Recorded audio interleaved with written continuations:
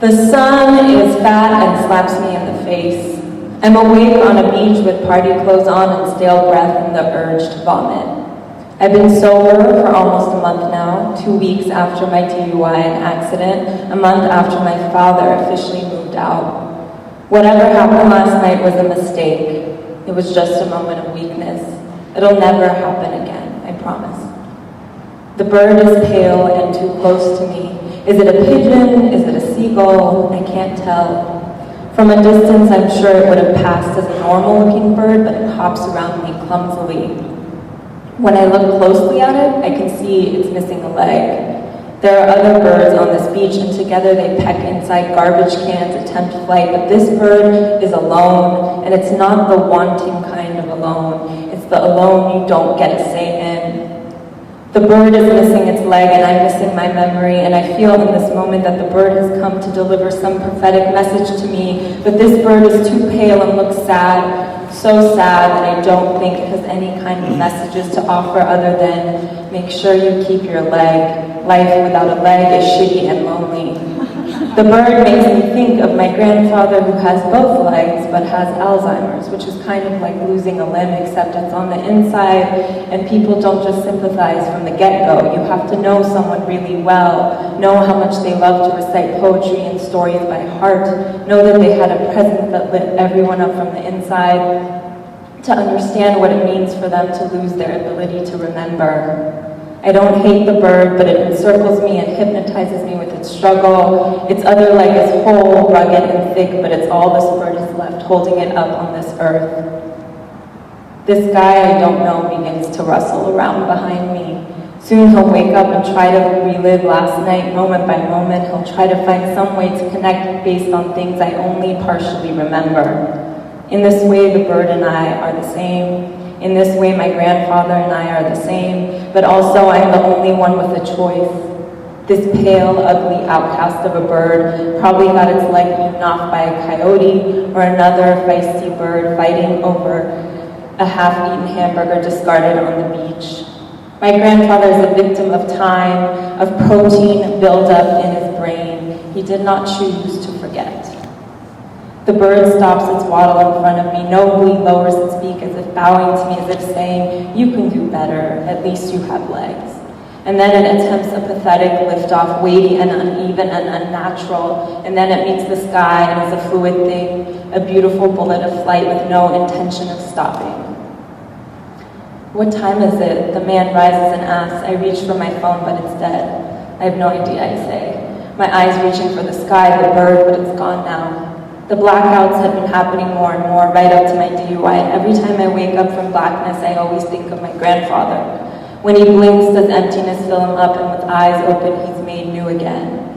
I'm jealous of this possible newness, and sad that I'm jealous of a sick old man I love. It's all very zen in the most depressing way possible.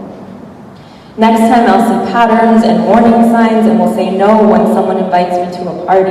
Next time I'll stick to the plan. Next time I'll remember the first step, to admit I'm powerless over alcohol, that my life is unmanageable. Shit, where are my pants, he asks.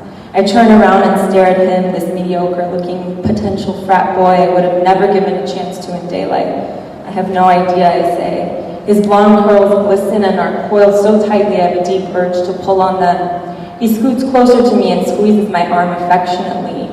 I want him to leave, but also I want him to keep squeezing. I look at my phone again, hoping it'll come to life and I can call my friend Asad, even though she probably hates me right now. I'm sure she'd urge me to go home with her last night and I'd found a way to insult her or convince her I was fine. Best friends aren't supposed to judge, but I hear it in her voice every time. She's the one who always helps me put the pieces back together. He keeps squeezing my arm, playing with the layer of fat that jiggles, and it's disgusting and heartwarming all at the same time. I think about stepping into the water, stripping down the skin, and letting this big blue piece of shaking glass wash me clean. When I was a little girl, my father tried to teach me how to swim in our pool with the tiles that were chipping away all along the sides. I remember never questioning the instructions he gave me. When he told me to grab onto his shoulders, I did. When he told me to kick, I did. When he told me he wouldn't let go, I believed him. Only those who love you want to teach you, and he wouldn't give up until I could do it on my own. One day he got a cramp in his leg though, he couldn't stay up anymore and ended up letting me go. I hadn't learned enough yet and still needed his body to guide me, but he was gone, a faded image of a man struggling to hold on to the only thing he'd ever loved. I flapped around, inhaled too much water, I kicked and screamed and cried for him to come back, for the water not to swallow him up, and in the mayhem of those chlorine waves, my mother jumped in and snatched me up. I didn't want to take her down with me, he kept telling my mother, who just shook her head in disbelief. I never really tried to swim again after that. Last night was fun, he says. His eyelashes are lined with sand. He looks more handsome suddenly. Maybe he's not a frat boy after all. Yeah, it was, but how did we end up in the water? You don't remember? I don't say anything. You really wanted to go in, like you dragged me here and wouldn't let me go until I went inside with you. You said you had to practice, that we were trying to learn how to swim. You really don't know how to swim. Did we go in all the way? I feel like an idiot asking him these questions, having to rely on a stranger for basic information about my life events, but even these things Asal wouldn't have any way of knowing. You swam, he says. You said you couldn't, but you swam pretty far out on your own. Who told you you're not a swimmer? You're definitely a swimmer. That doesn't sound like something I'd do. It's funny, I don't remember your name, he says, looking all embarrassed about it.